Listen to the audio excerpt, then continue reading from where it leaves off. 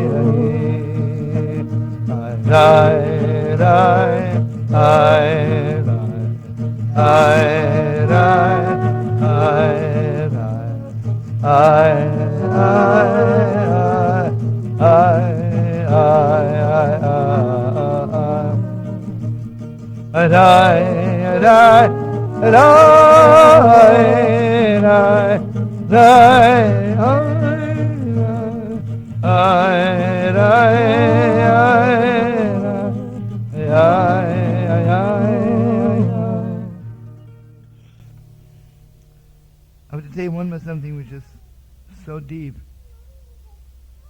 It is so deep, it's so deep. Friends, give me your attention, okay? The Torah, which is so precious, I just want to share it with you. The Talmud says, to find your soulmate is as hard as crossing the Red Sea. But the question is, why was it so hard to cross the Red Sea? God is doing miracles every second. Is there anything hard before God? Why was the miracle of the Red Sea harder than turning the river into blood? So this is Torah from the Holy Karliner. And the more I tell it to people and I listen to myself saying it, the more I realize how true it is.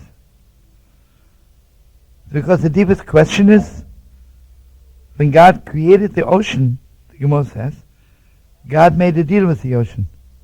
On the sixth day of Pesach of that year, there'll be 3 million people standing by your shore, and you better open up because you have to save their lives.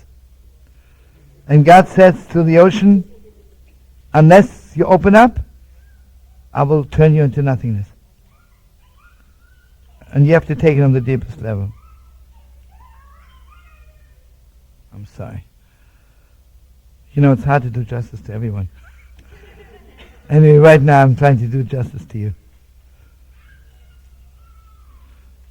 You hear, friends? So here's what the Karliner says, the deepest Torah in the world. Everybody knows they call out in heaven 40 days before you're born whom you should marry. So the Karliner says, okay, let's say Moshe should marry Tzipporah, right? So Moshe says, could I look at her? Could I see her? And you know, friends, the way Moshe sees Tzipporah up there, he sees her soul.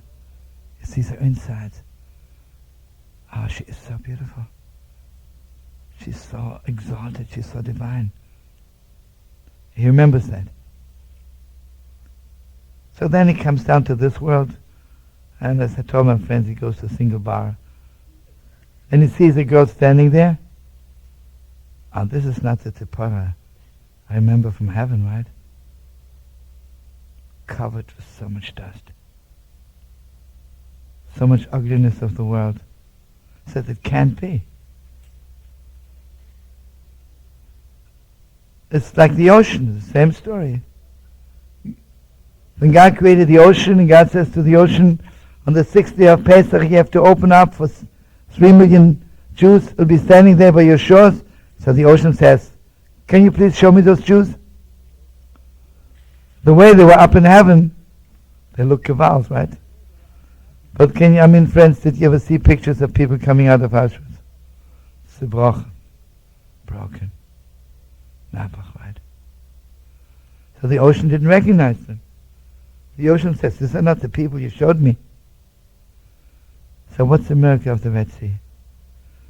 That God opened the eyes of the ocean, and the ocean could see through all the outside layers.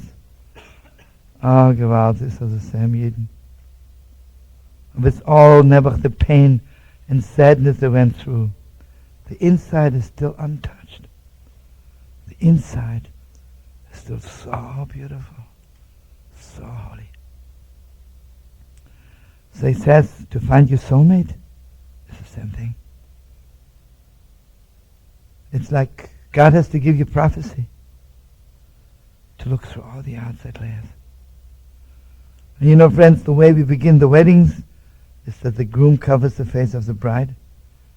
You know what he's telling her? I remember the way you looked like in heaven, not the way you look here.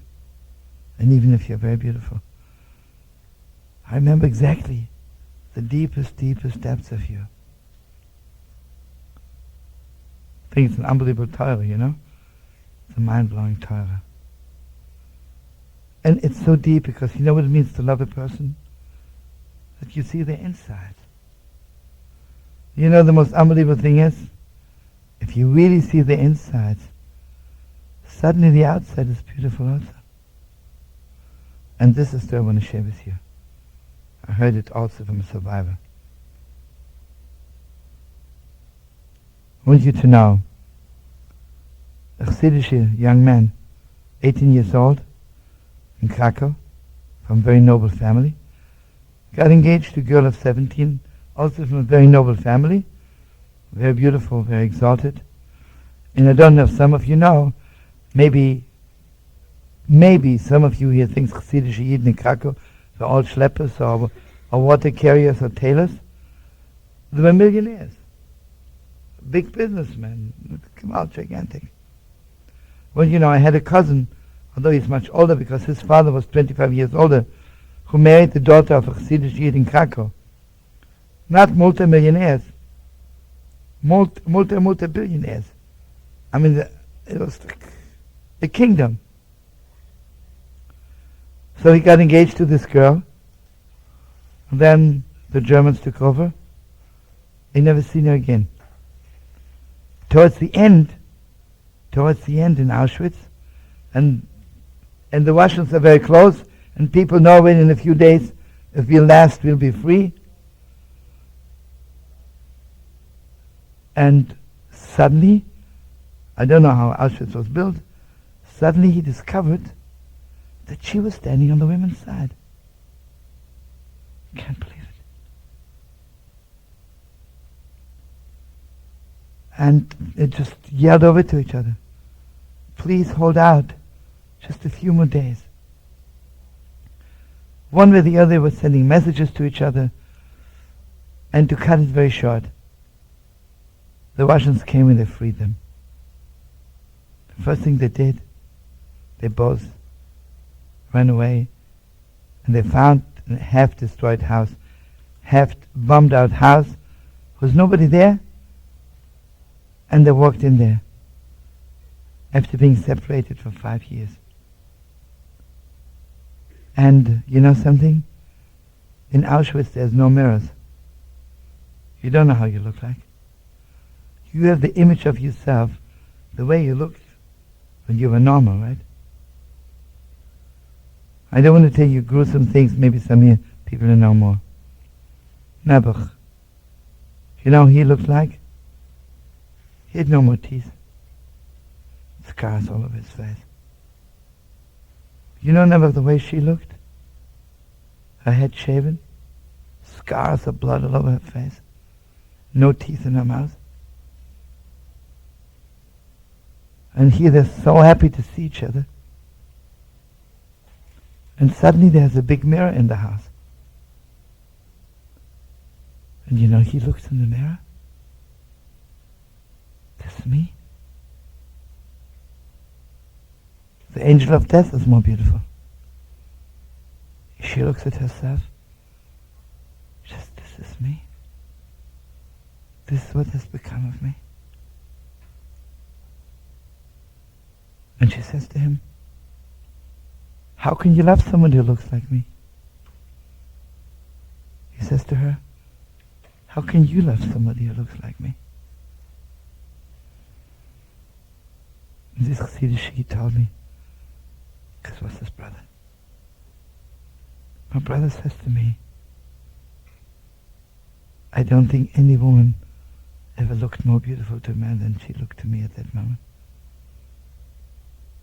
Crossing the Red Sea. So deep, it's so deep. But you know what it is? When we crossed the Red Sea, for the first time, we had a vision that someday Mashiach is coming. I want to take you the deepest depths. You know why nations hate each other? Because they've never seen the inside of each other. Never seen the inside. You know what we realized when we crossed the Red Sea? Someday God will open the gates for the whole world. And we'll look at each other and we'll see the way we were up in heaven. The way we were when we were born. And then we'll realize we still are the same. And we look so beautiful.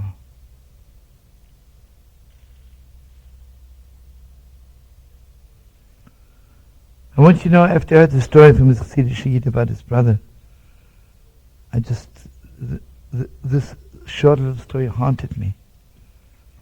Haunted me. You know, Hollywood beauty is one thing. This is heaven beauty. Anyway. Yossi, you want to say some words? Something holy? Rabbi Lehman, you want to say some holy words? Best word. Oh. Okay, my friends, let's sing one more good song and thank you a million times. Bless you with everything. Bless you and me with good eyes. F minor, yeah?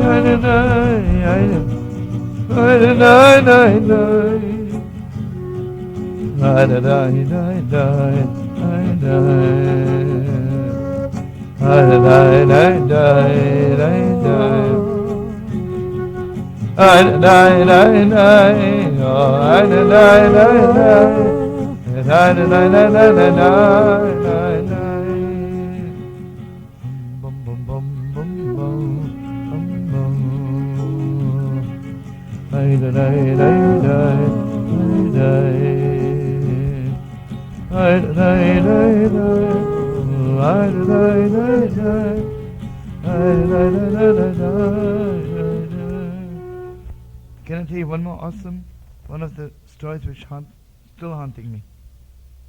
It's a very crazy story. You know, but this one I heard from the person himself. You know, I don't want to say anything bad. You know, in Poland, by chassidus Yidden, they would, sad enough, never ask their children if they really want to. Right? You take a boy, and he meets a girl before the chuppah. So, thank you so much for coming. All the best to your friends, and have beautiful days. And story that a religious Jew borrows $100 from a communist in Israel, and he writes a little paper. He says, "God willing, I will pay you back in 4 weeks." The communist writes over if he wants to or not. You know.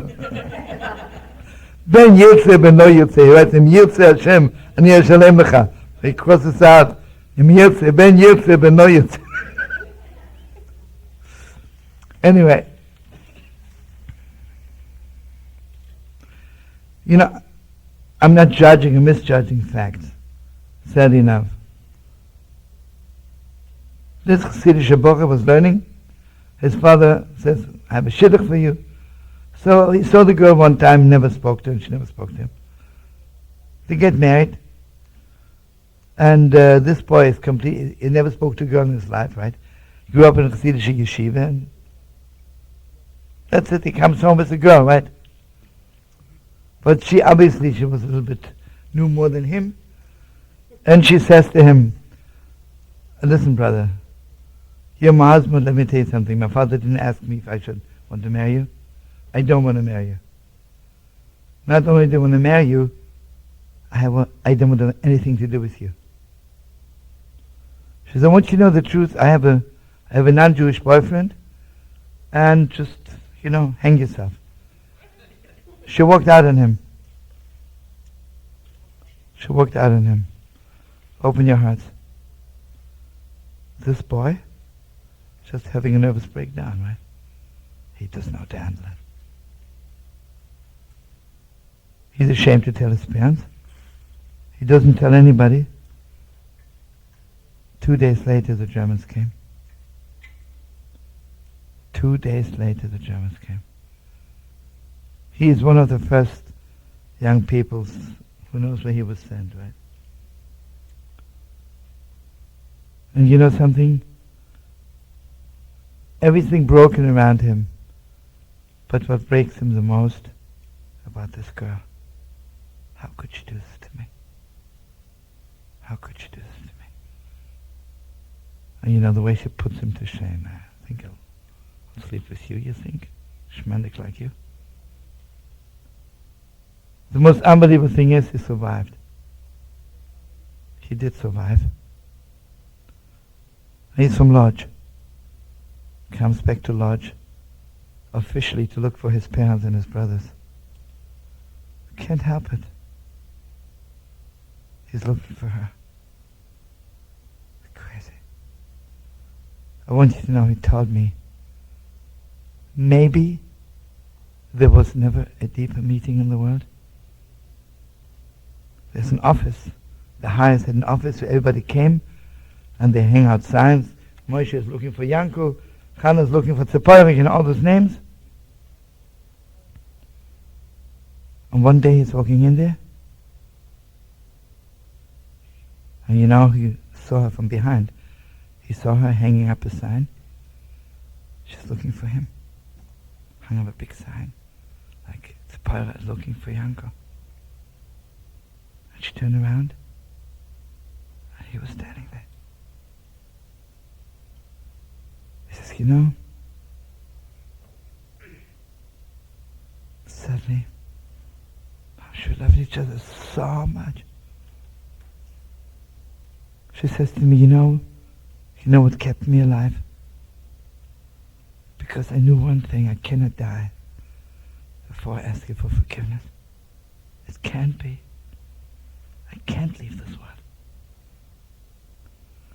I want you to know I had the privilege to be with them the first Shabbos they arrived in America. First Shabbos they both arrived. And obviously it's a secret because he became one of the most outstanding rabbis who came over from Europe. And I just had an invitation to come to their granddaughter's wedding. But I can't forget the story, how deep it is. Imagine we're up in heaven, we're looking down Auschwitz. What keeps people alive? Unbelievable, right? And again, how do you know who's my soulmate, right? Unbelievable. La la la la la la la la la la la la la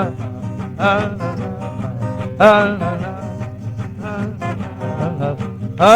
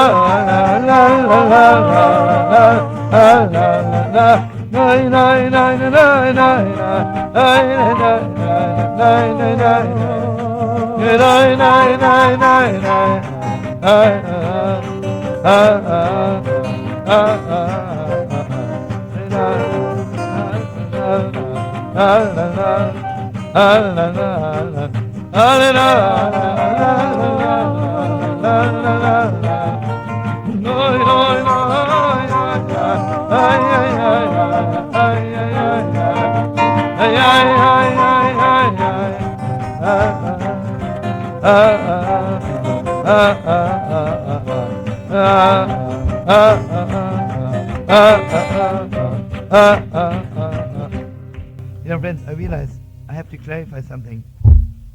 They really got married. You know, because the first wedding was absolutely a joke, right? She said, I didn't want to. I told my father I didn't want to. But the law is when you force a girl to get married, it's nothing.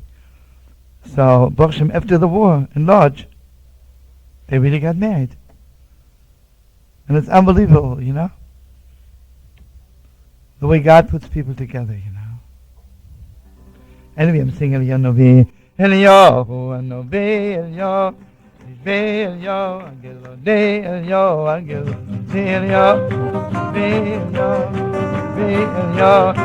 Eliyahu, Angelo,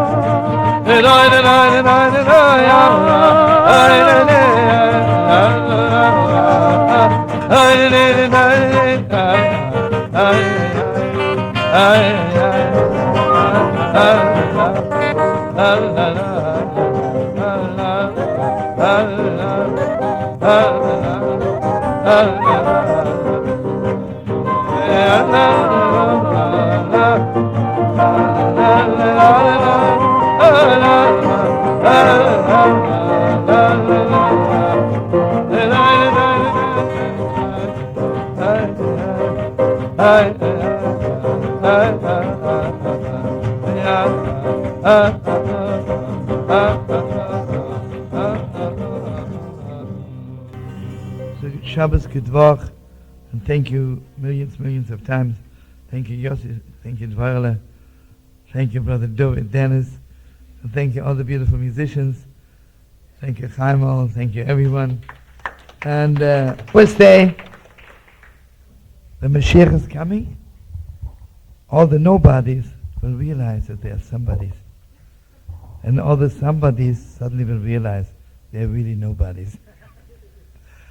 So I always say thank you to all the nobodies. The future somebodies, what?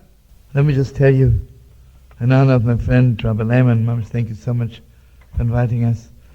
Rabbi Lehman is a Gewalt, you know? He's mamish a Gewalt. He's a Gewalt. Best of the best. You know, if you follow the haggadah, I don't know if I ever made it clear to you, I'm sure you do know, maybe don't. The haggadah was composed by Eliyahu Hanavi.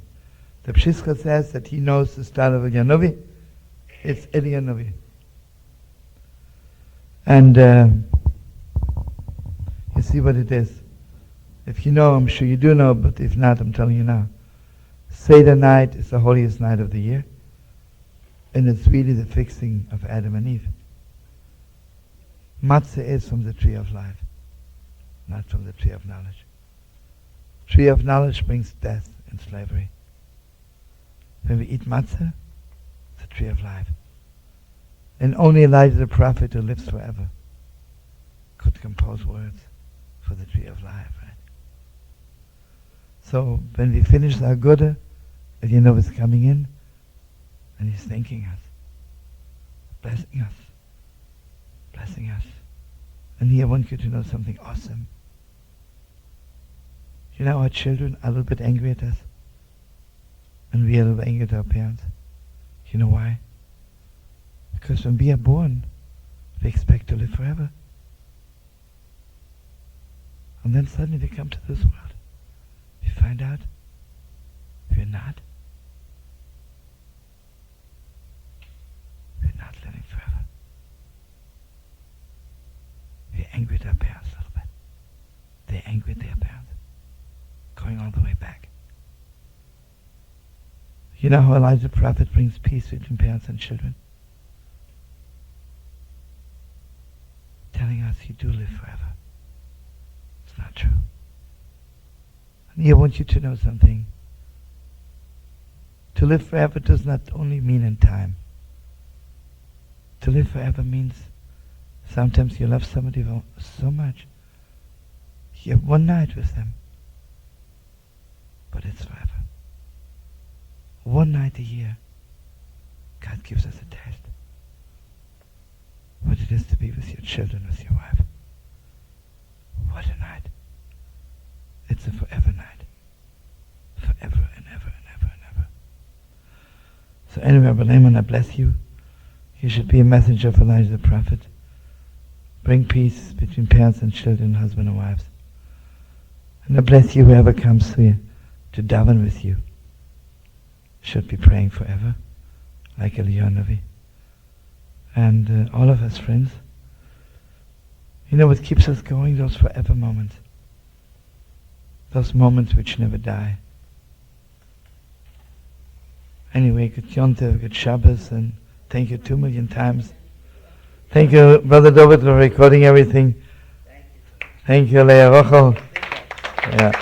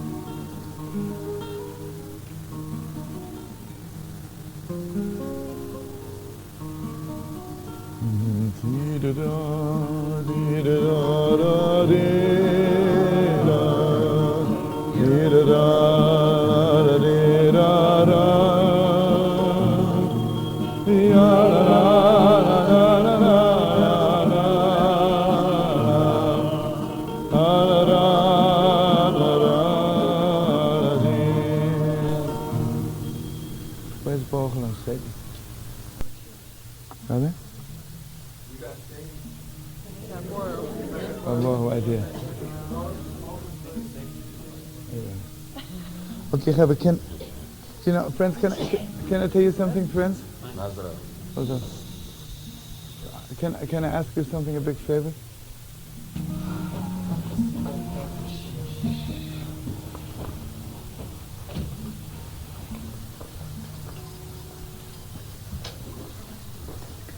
I tell you something very deep, please don't be angry at me. Wiping out, imagine if everybody in the room is silent, right? And if one person is talking, what are you doing? You're not talking, you're wiping out the silence, right? If everybody is filled with love, so you say something stupid, you said something stupid, you wiped out what's going on there, On Purim, we're becoming aware how deep this wiping out is. And wiping out evil is not to wipe out what is good, And we're wiping out so much good all the time. Wow, gosh, stop us really from wiping out so much good. Anyway, where's Bochel and where's Holy Sadie? Okay, friends, let's be, I'm begging you, really like,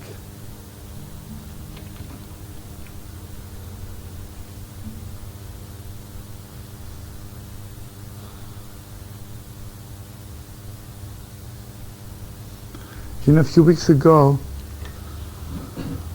Boch and Sadie wrote tenaim, but right now we decided we have to reread them, and since today is Purim, it's so it's not reading on a level of knowing, not knowing, it's just a completely different kind of reading. Okay, first of all, we need the circle to be much closer, much stronger. We need absolute silence, and I mean silence really absolute. And I need somebody to hold a candle here.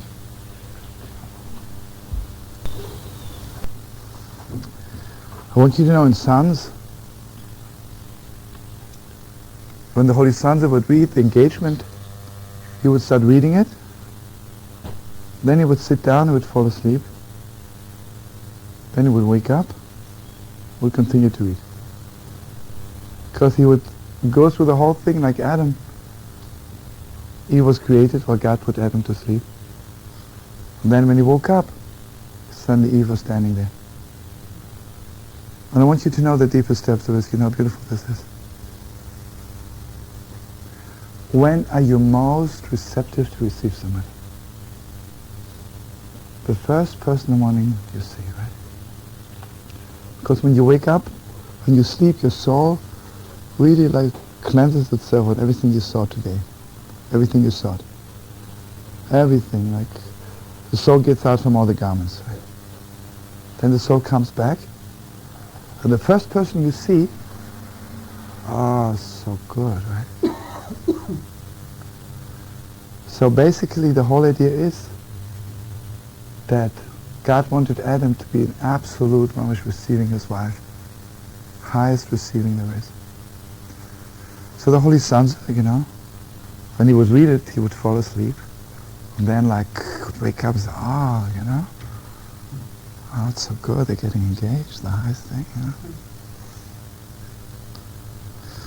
Friends, we said in ourselves, we stopped having this absolute receiving because we don't really sleep, Because while we are sleeping, we don't really extract ourselves from all our garments. Some people wake up with the same thought they went to sleep, I was thinking, I'd like to move to a house where I pay less rent and one more room, which is a sweet thought. But this is the last thought. You leave this world, then you go to sleep. Less rent, one more room. The next morning you wake up, same thing, one more room and less rent. It's sweet, But like the Kotzker Rebbe says, it's not bad. But this is all you're capable of. It's pretty bad, I tell you something. I don't want to say anything bad. But I read in the newspapers that one of the great, outstanding people, should never happen. He had a heart attack in the bathroom, and he didn't come out. They opened the door, and he was not here anymore. There's nothing bad, but isn't it heartbreaking? The last minute of your life you spent there, It's heartbreaking, right? Obviously, he was not the Baal Shem, right? And he was not somebody else either. The question is always, what did you spend your last minute with that you'll spend your first minute with, right? I'm telling you this whole story because engagement means, mamish, to get people, mamish, you and Sadie to that level. Imagine Odom Arishon when he woke up and he saw Eve for the first time, How holy that is. If he would have kept it up, he would always stay in paradise. But the snake came and made it old. Anyway, so this is, where's it now, brother? Here, okay. Oh, God, unbelievable. How much beautiful. Look, your friends, open your hearts, like unbelievable.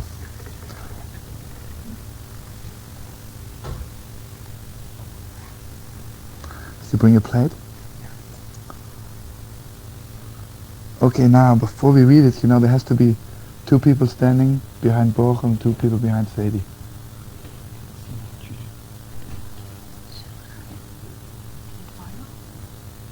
Okay, I don't think they heard whom were you calling?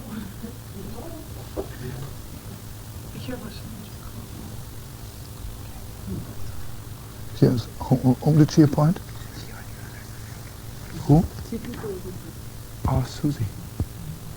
And who are you? There has to be 2, 1 from each species. No, whatever your heart tells you. Yeah. It's beautiful, more should be men and women, yeah. Yeah.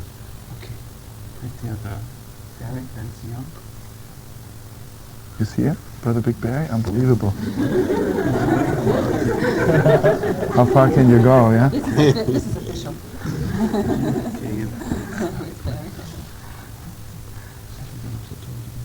Oh, the sweet like sugar.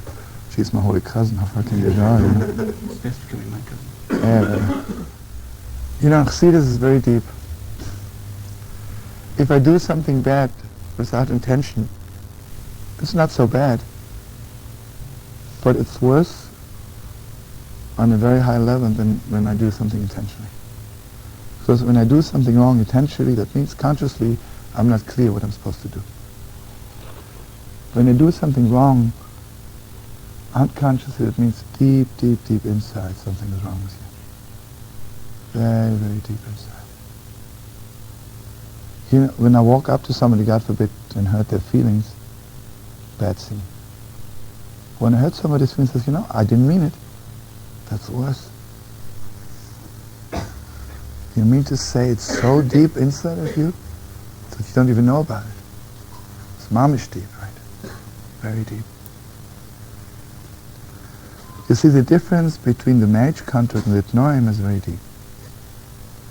Marriage contract is mamish consciously. You walk up to Sadie with the Shem to go down, give her a ring, and you don't need the whole thing, all those friends around you to support you. But right now they're paving the way to marry you unconsciously, the deepest depths of connection, which is not in your hands, doesn't say this hand. But friends can reach you such a deep way, they say, okay, Bocho, and say that you're putting you together. And the whole thing is mamish unconscious, Talks here about the beginning, about the end, about the covenant, because a covenant always means deepest depths. I make a covenant with somebody, that means that even if we don't know about it, we should be connected. We should love each other even when we hate each other, See, my covenant with God is even if, God forbid, I forget there's one God, I still can't forget. Okay, Be'ez Hashem. First thing a person has to realize that the world is filled, the world is there to help you. The whole world is ready to help you. Someone says, I want to do something good, but I have no strength. It's a sweet excuse, it's not true. Because all of nature is ready to help someone who wants to do something good. So it says here, Be'ezrat Hashem, thank God, Bochel and Sadie, utilize this great, great help which comes down from heaven every second to do something right. The Mazel Tov means the flow should be good. Okay, we talked about it a million times, friends. What does it mean that I'm connected to somebody unconsciously, beyond consciously? That there's a great flow between us. I don't have to exert myself to love you. In fact, I don't have to think about it. So first thing it says, the Mazel Tov. Mazel comes from the word Nozel. Everything should flow from the deepest depths. Yale v'yitzmach, it should get higher. V'yitzmach should grow. Bochaz is very, Mamash, we bless you this. You and Sadie between you, between the whole world, should get higher, and it should grow. Because God forbid, a thing which doesn't get better every day, which doesn't grow, God forbid, means it's on its way out. You know what an apple does when it stops growing? It falls off the tree. It's the end. So we bless you to hang on God's tree all the time and grow, grow, grow. Gigan rotu v'Hashem atov, yoim al-devek tov, motza isha motza tov, v'yofek chotzen me'Hashem. Now this is Mamish Purim Dik. Listen to this. Bochel, you and Sadie's idea of good, I'm sure was very high. But I can have the highest ideas about good. Until I meet my soulmate, it wasn't real. It was not real. A soulmate is a person who mamish gives you this. Because God says when Adam was alone, it's not good for man to be alone. So the way we translate it is it's not good for man to be alone. When man is alone, he doesn't know what good is, He doesn't know what really good is. But when he finds his soulmate, or when she finds her soulmate, suddenly Mamish God reveals to them what good is all about. Okay, now the question is, when was this engagement taking place? Okay, the marriage will be at a certain time. When did the two souls meet? So the answer is obviously, at that moment when God created the world, He puts them together already. So it says, Hamagid Mareishes Achis, the one who foresaw the end at the beginning. Hoyiten Shem Tov V'She'eres. Sometimes you meet somebody, you love them, and you mamish know them since the creation of the world. If you met them one day later, it's a little bit too late, It's sweet, but where's this one day, How could I exist this one day? Hoyiten Shem Tov V'She'eres Le'ele Divra Hatnoim V'Abris. Shnitbru V'Husnu Ben Hanetri Hatztodim Mitzat Echot. What's your Hebrew name? Eliezer. And your mother's name, father's name? Ben Gedalia. And your mother? Ben Anna.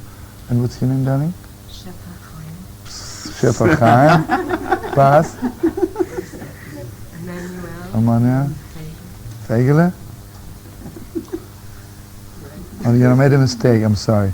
I was supposed to ask you too, I'm sorry. Okay, it was a good mistake. It was just unconsciously. Okay.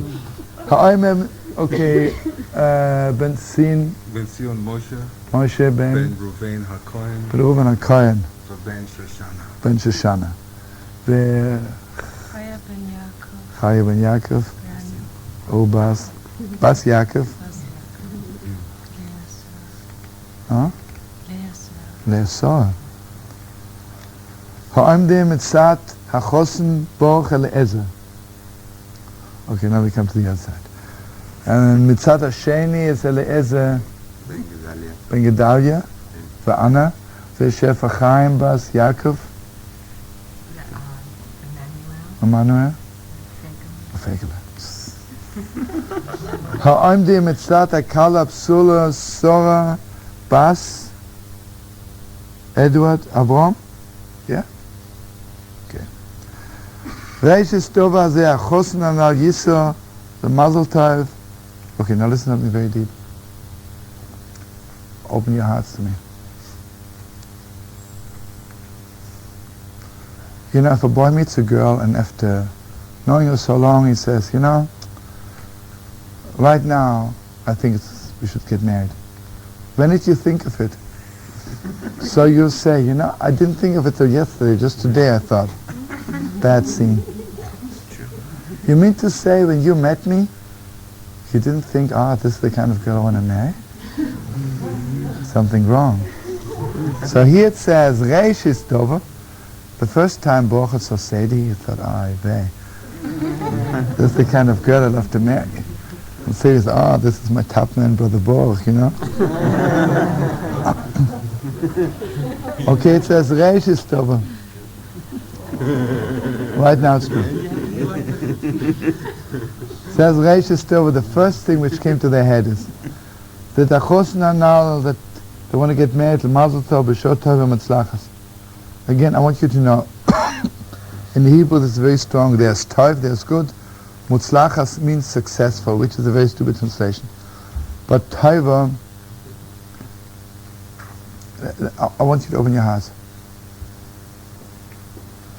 There are two moments in a person's life. Imagine I have $100 and I go out and I make 200. I have 200 and I make 500,000. It's in proportion. That's tov. It's good. Hatzlucha is not in proportion. What the world calls success, but what we call hatzlucha means not in proportion. Imagine, let's say I have a guitar. The guitar, let's say, is worth $200. Imagine I'm traveling with my guitar and I get off in Geneva at the airport and someone says to me, listen to this. Moshiach just came and there's a band.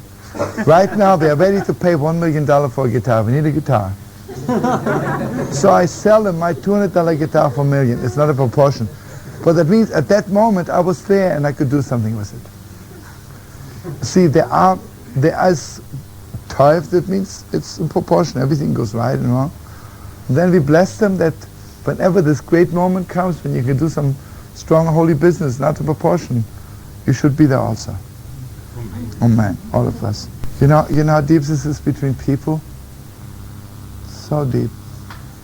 Some marriages, according to chassidus, are good, but they don't have hatzlucha. They never had this moment when they said to each other, right now, I'm so glad we are together. It's $1 million deal, right? Imagine, I'll tell you something very deep. Imagine I have a date, let's say I call up my wife and my children, I say, I'll meet you 2 o'clock on 87th Street. It's good, right? Well, imagine I'm supposed to be somewhere, let's say for instance, San Francisco, and I have to change planes in Chicago, walk down O'Hara, suddenly I see my wife and my children. Unbelievable, something else, right? That's hatzlucha. Suddenly they say, Mamish, I wanted so much to see you right this minute.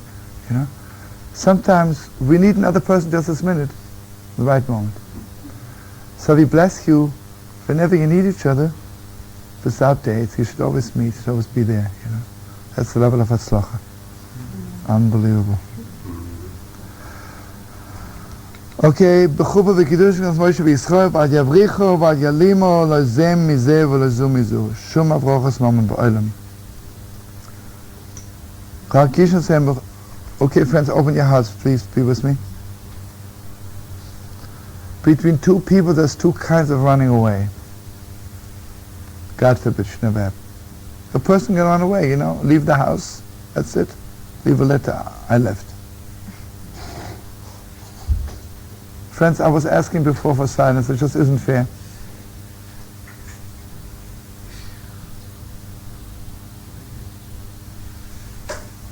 There's another running away. I'm not leaving the house. I'm sitting in front of you, but I don't talk to you. You're non-existent for me. Gewalt does that hurt. Gewalt does that hurt. And what's between us and God is the same thing, Sometimes we pretend God doesn't exist. Sometimes I say, God is there. I don't want to know you. I don't want to know you. So here, mamas, they promise each other they will not run away from each other on the level of running away. And they will never, really, I bless you, should never happen. You should never ignore each other in each other's presence. Baruch Hashem said, I cannot tell you enough. When you love somebody very much and they ignore you, it hurts so much, So we bless you, you should never ignore each other. Sometimes yelling at each other is not so bad. Ignoring. Mazel tov. Mamish, everything you have should belong to both of you. You hear this, friends? Everything they have belongs to both of them. Should live together with great peace, with great love, with great brotherhood, with great friendship, and make your days long. You know what good marriage is? That the days are long. That you do everything you have to do on that very day. You don't wait till tomorrow. Because if your soulmate is strong with you, then suddenly the day is so long, you know. Have time for everything in the world. Okay.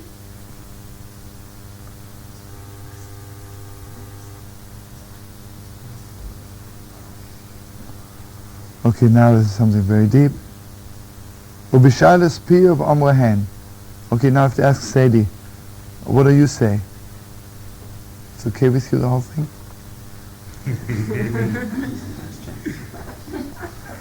It's very strange, friends, you know. By the wedding ceremony, according to our tradition, the woman doesn't say anything, because obviously she accepted the ring. She said yes. By tenaim, because you know what it is, because after their souls really are put together, then the getting together is by his words and by her silence. Her silence. Tenaim is mamish, like it's like pre-creation, you know. Okay. I want you to know, Sadie, Hain, you know, in Hebrew something can say Cain means yes. Hain doesn't mean yes. Hain means in Hebrew it really is so, you know. Because if you want an apple, you say yes, Cain. But if someone asks you want a male boy, you say Cain, it's meaningless, you know. Hain means, in the deepest Kabbalistic, Hain means, you say, that's the way it's written on my heart, you know. That's the way it really is inside of me.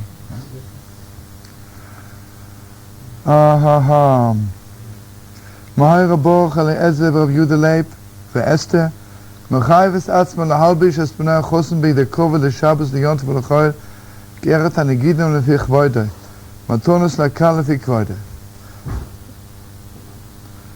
lahalbish es bitte ha'kal bei der Kova l'Shabbos l'Yontif v'l'Choyel ge'eret ha'negidem lefi chvoidei. Okay, then both sides promise each other, promise the bride and the groom, that they'll be responsible, that both should have garments for Shabbos and Yom Tov and for their wedding. It's a very high thing. You know, like, you know, Sadie, let me tell you something. You can walk to a store and buy a wedding gift. This is not the wedding garment you need. You need, mamash, a high garment from heaven. Okay, maybe it materialized a little garment you bought in a store, but this is just the outer manifestation, you know. The mamash, we draw down upon you high garments for your wedding. We are drawing down high garments, high thoughts, and everything in the highest for Baruch. The manachas and the Mazel tov b'shetoy mitzlachas Moshe sheyitzchad shnei atzodim ve'kibbur lehem shnei atzodim. Okay, the wedding will be at that moment, this, like the two parties have agreed upon. But atzodim mechayoven lefatz harovim shteyigilem shum hezek ma'amus.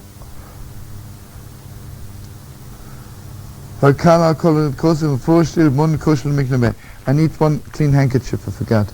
Got to be Makabel Kinyan. You don't mind? Oh, good. Give me your both hands. Okay, Mamish Chavre. Mamish, God should give you strength. Should give us strength. You know the hands? A lot of strength is in the hands, you know, if you know how to do it. So Mamish will give you all the strength. All of us friends, let's give the Mamish so much strength. Not only they should be married in their heads and their hearts, their hands should be married, Mamish. All their actions, everything they do, Mamish. Should be four hands, should be one. You know, Yedid in Hebrew means friend, The Shlomo says Yedid means yad, two hands. Yeah. Heilig Eryele, you should get married soon too, Brother Hashem, yeah. You should also have one hand. Sorale is here also? So what's going on? How come I didn't know? Okay, Sorale, you better get engaged fast.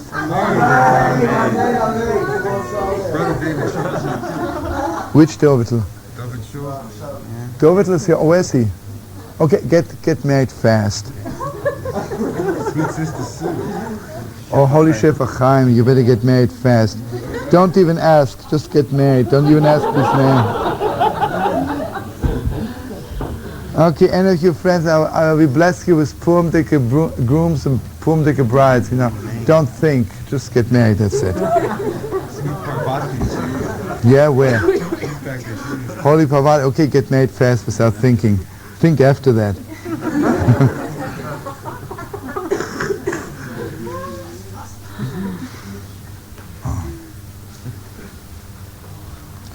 Okay, Naum. Baruch Eliezer Rav Yudalei Pe'Esther, Sora Bas Shira Edward. Very nice.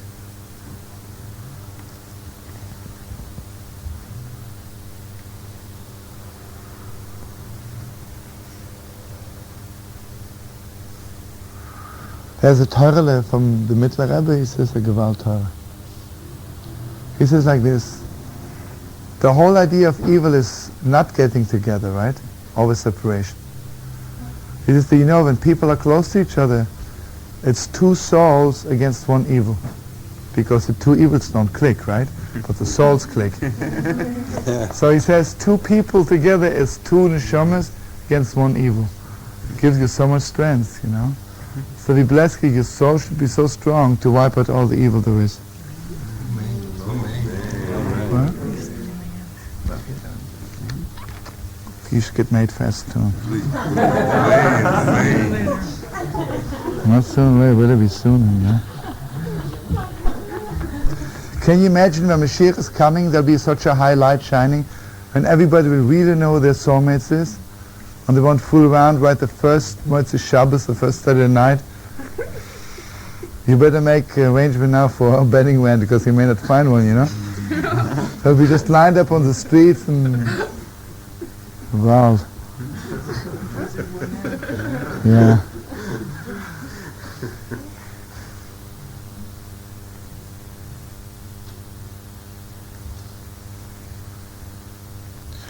You know, friends, really, from my heart to your heart, imagine there would not be such a thing as man and woman in the world, right? Imagine there would not be such a thing as loving another person in the world. Imagine there would not be such a thing that there's a house and two people move into a house, make a house so holy. God could have created the world. Everybody is living on the streets. Everybody find a little corner. And you have special pillows, you know. Where would we be, right?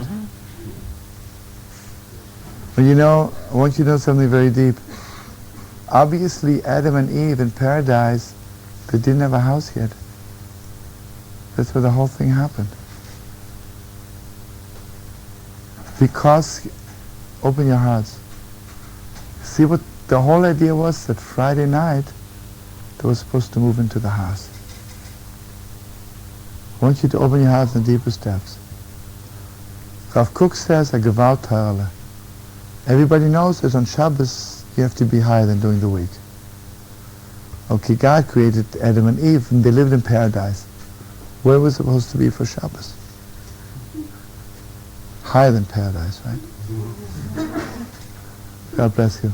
So Shabbos was supposed to move into the Holy Temple, right? But this is the Holy Temple which will be brought down after Mashiach is coming, right? That Holy Temple. So the highest we are going now, Shabbos, we tasted with paradise, but we have never tasted yet You know who's tasting it? When you get married, under the chuppah, you know which holy temple that is? This is the holy temple of Adam and Eve, which we're supposed to move in on Friday night. You know? So we bless you, Mamish, that your house should be that kind of a house, you know. So that house can't be destroyed, you know. Friends, hear what I say? From paradise you can be driven out. From the holy temple which is built after you're driven out from paradise can also be destroyed. But the house you move in after you're in paradise, that's indestructible. So we bless you that your house should be that kind of a house, different kind of a house, you know. You know, sometimes you get a little taste. Sometimes you meet somebody, they really love each other so much, you know. You walk into their house, and you know, this is a kind of holy temple which can't be destroyed, you know. But I want you to know something, you know, believe me, Bochel, and say that I'm from the depths of my neshama. Children need that holy temple which is indestructible. And mamish need it so badly. So we want to bless you for your children's sake. You should have this house. Bless me back, all of us.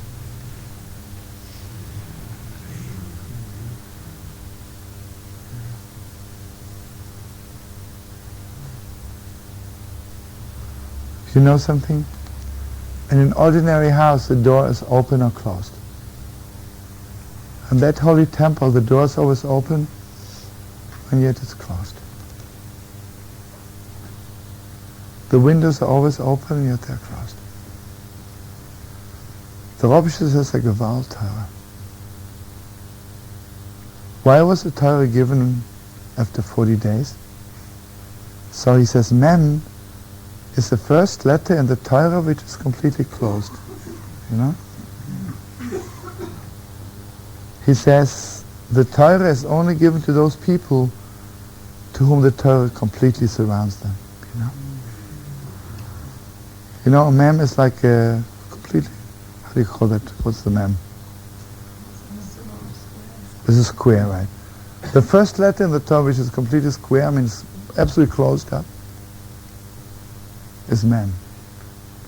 Means the Torah has to absolutely surround you. But now he says something very beautiful. But there's an open mem also, right? There's a mem psucha and a mem stuma. He says the secret of life is when to be an open mem or when to be a closed mem.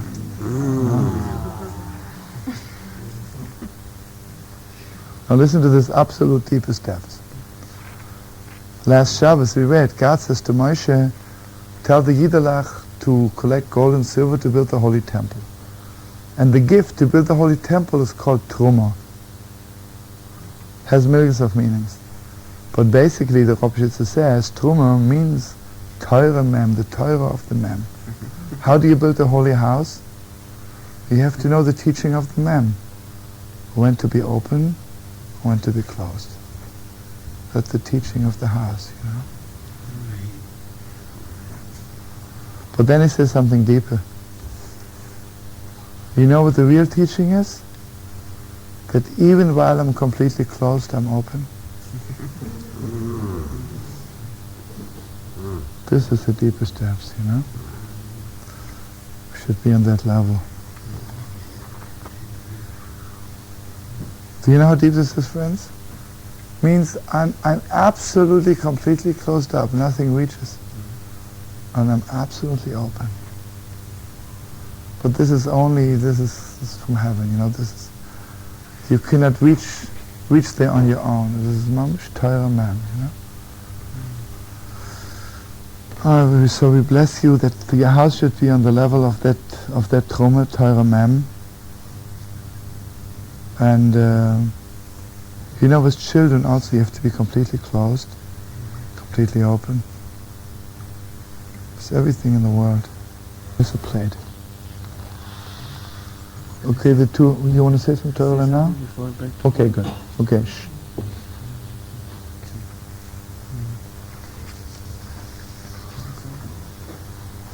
Okay, I'm going to speak on my behalf. This tenaim was first revealed in Boston, Massachusetts, some 3 months ago, and it's very special that we wanted to do it on a sort of a closed level. Shlomo was talking this past Shabbos down in Palo Alto about the holiness of being closed a little, making coverings. And it seems to go a little bit against what's happening. That should really be open. And I really believe in that. But I feel there were certain things that had to be done on a closed level. So Sadie and I got together, and I sort of convinced Sadie that the first thing we would do is do a tenaim in Boston with my family.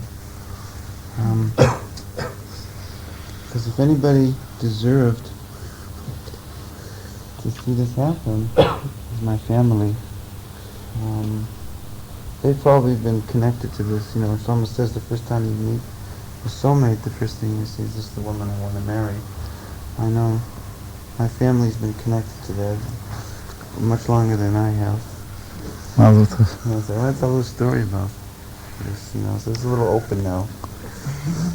And it's about my very holy mother, who's a very closed woman in a lot of ways.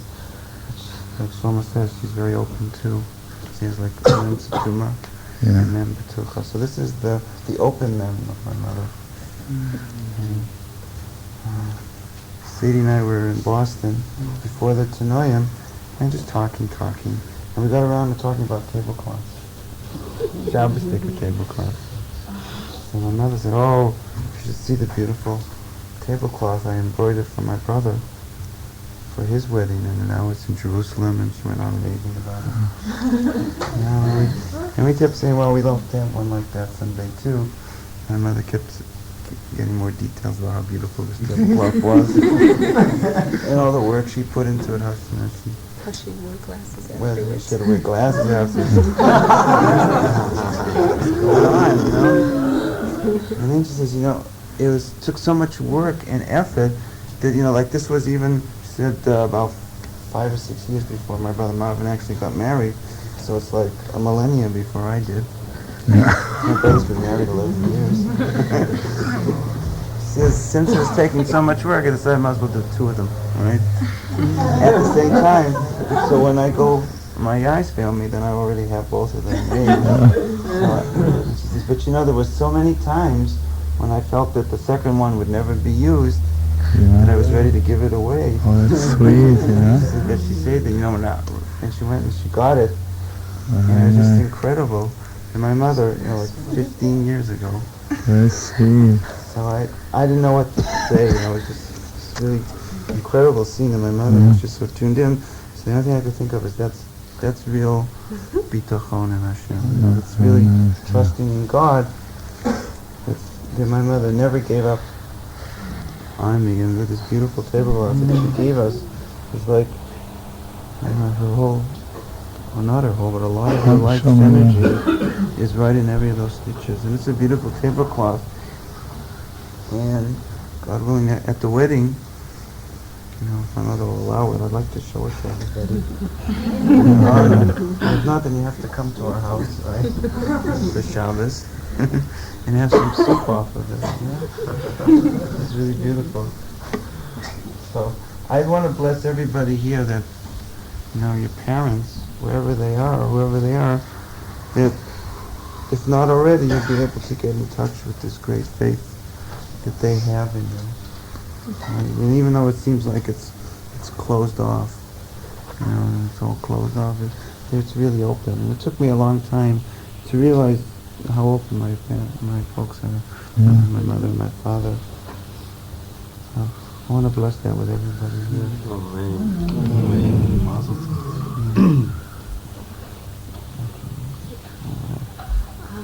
On Shabbos, on Friday night in Palo Alto, Shlomo told a Kala story. Your holy honor. And I was thinking tonight how, when it comes to a simcha, you can make him stretch, Shlomo. So this wedding that God willing is going to happen well, it's more than 3 months, is already stretched back to Purim.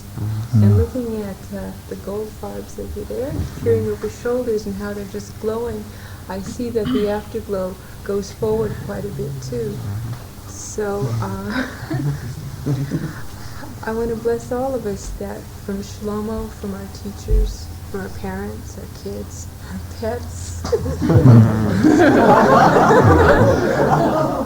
our friends, whatever source that we get this and that we give this to stretch a simcha as far back and as far forward as we need to have them reach and be end to end in our lives.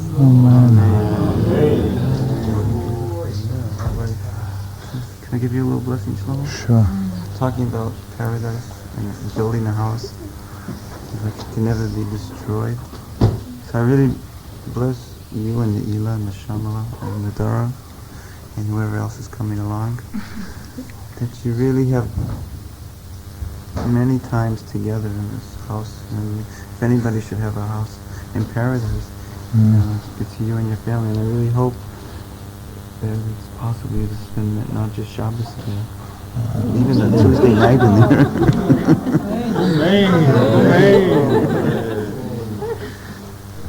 Shlomo, I want to offer a blessing too. Sure. I've known you for about 10 years. And since I've known you,